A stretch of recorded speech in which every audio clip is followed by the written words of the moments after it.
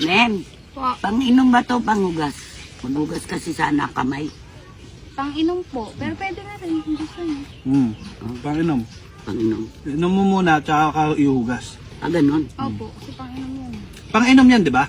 Oo. Ano, tinanong mo kung pang-inom o panghugas. Oo. Pang-inom daw. Pang-inom. O, inumin mo muna. Tapos, Tsaka mo ihugas. ganun. Hindi pwedeng panghugas kasi pang-inom siya eh. Pero pag ininom ko to, siyempre mawawala. Hindi, sa bibig mo lang. Ipunin mo lang. Tsaka mo siya panghugas. Yan. Utang ina mo. Bakit? Asan ang nainom ko? Wala, Pinanghugas mo. Ano ba gusto mong gawin? Inom at saka hugas. O, inom ka. Hop, huwag mo lunukin. Hugas mo. Oh. Pares mo nagawa. Gago.